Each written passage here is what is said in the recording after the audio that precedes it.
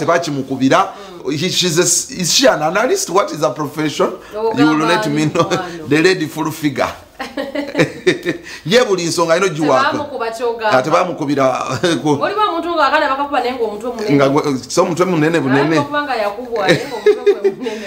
Full figure avuddeyo nawe ndowooza ye of course kumanye agali umageyoliseza abantu bana bangi nnyo bagadde okwesimbawo anga ye you know she's a bamita veteran upcoming artist. Hey. Alude mu upcoming artist, she's now a veteran atainayo hit. Ngokubiyewo nnyawo. So try to rozo bagenda kubako ne. Upcoming ticho gwa kuba amazige gaba. Ada upcoming. Gaba kumaze waffe ne paraso. Si chibiera upcoming artist. Yali hit. Anti hit, ata upcoming takuba hit. Si. Bana ba mama. So agambye. Tuve wao. Fofika said which I would concur. First of all, wabade fracas wakati wa Bebe Cool ne Saha. Obo kitegedde. Omagamba oli anywa enjaga. Ona anywa enjaga oli. Ngamba nawe era sigwa ategeere nnyo. Nawe sigwa ategeere nnyo. So Fofika is like boba dala Saha anywa enjaga. Why don't you come? Okay. Because industry erimu abantu banene basatu. Era ye kundowooza kuntegeera n'endowooza ya Fofika yenga ye ndowooza ye. Yagamba nti abayimbi bana abasatu omuli ne ba Juliana abayimbi aba balina pedigree be balina okubeera ba president be bandivuddeyo ne babanga they present themselves as the seniors or the presidents of the association efune ekitiibwa kitegeera katera ye full figure akyabusabusa Saha olwokuba nti anywa enjaga naye takiikiririzaamu agamba ekyokunywa enjaga kye kisinga omumenya omutima nti omuntu anywa enjaga agenda tukiikirira atya so omwana n'amubuuza nti ababadde batanywa njaga bo bakuze biki oba okitegeera sindi taginywa fiina masanyazi taginywa bakoze eki bigayi taginywa akoze eki neyamba ky'omuyimbi iyo muyimbi ennaku emuluma asogera ne bamukwata ku mukono okay just okubobula omuyimbi Jackson ofunira obuzibu Big Eye Foundation ekubeereramu okay I didn't know so but anyway let's listen to the lady herself full figure presidential advisor achali ngasi abana bamuzeyi omusala gujja bachaakola okay katufuna Kyeserwa tukati omuntu akolagana abayimbi oba akogenda okugula omuyimbi oba music kyeyole senti banyu banjaga yana nagula omuyimbi ajja kumanya nti bano banyu banjaga bengula olw'ensonga ki kiruma ate kyennyamiza okulaba music entertainment music industry gye mwagala okugenda mu parliament gye mwagala okufunamu etute n'abantu abamu mu parliament okulaba ng'esaanyewo obwetyo etya kiruma nnyo okulaba nga abasajja bakoledde music industry tulina top free guys Bebe Cool Bobi Wine Chameleon tulina abakyala nga Mariam Ndagire Joanta Kawalya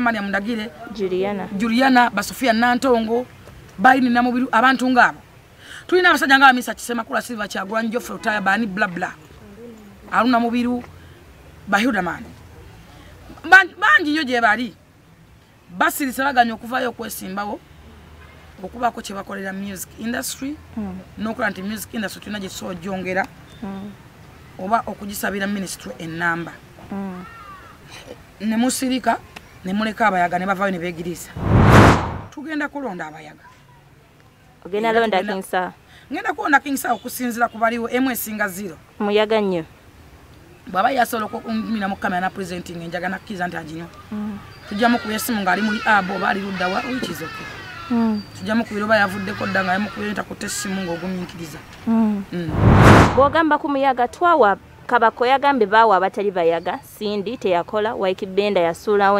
entebe teyakola Sophie si muyaga teyakola ne bagamba kabalonde muyaga munnaabwe abategeera nze kye nandirowoozezza obuzibu tuyina ekisookera ddala ng'abayimbi ffe ng'abayimbi tetusobola kwekulya tutya twezalawa omwana akuba oluyimba lumugenda ogula emmotoka n'avuma kamyo n'amukunkumula n'avumaani n'amukunkumula tetwewa respect muntu kyagenda okuwa King Sir respect nga omanyi industry omuyimbi yawadde ye Bobi Wine yawadde ye ndowooza ye kulimba omuntu okumuwa omukono ngoze nga twogera one on one tekitegeeza nti nkwagala nnyo nsobola okukuwa nga nkwejjako nsobola okukuwola okuba onsanze mu kafunda n'ontabbira owulira ontegede bulungi nsobola okukola kwa sina kyakola oba ore yandizo ogunsa atasobola kuntantuseeko wenandyagadde. You get my point? Yes.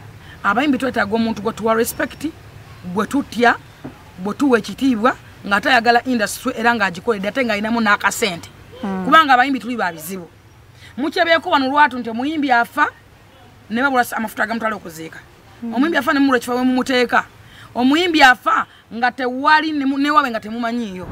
Ndowooza nti twandibadde tukulirwa abantu abalina capacity, abatiibwa, abawewa respect, nga bamanyi n'endongo kati nga bolaba Keti promotion.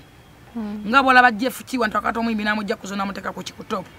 Nga bolaba manager Roja, Tiroja alumirirwa Uganda ne music. Akwara respect namutwala TZ n'agamba nti kati eno lebo ya Diamond Partner mwesolo gata ku Uganda. Namujja ebintu ngebe. Nyaka tono wo makeina fina yakakoleredde. Endowooza we kugamba office bali babagobamu abawuma. Ate endowooza yekulimba yebe nabizeru abululu. Andi kati bwagwa. Ebe nabikulimba. Ebe njagala okutegeeza muna Uganda ndaba. Ebe bintu bena bizza osola Bobi Wine. Bazantu twale mukisa okubeera nti mbera appreciate eri Bobi Wine.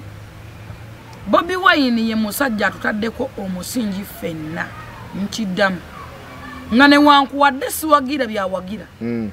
Naye Kyagulanyi nze ndi appreciate eri Kyagulanyi. Era ye iro wange. Kubanga singa tayali Kyagulanyi nandebe di president Museveni nani tusayo yani ntegedde. Singa si Bobi Wine. Singa si Bobi Wine uma yandigenze di mu microfinance. Singa si Bobi Wine abayimbi bandigenze de wa Jerusalem sare. Tubera appreciate eri abantu. Tusimenga ku bantu nga bakyali balamu nga tebanafanze ndi appreciate eri Robert Kyagulanyi Center mu.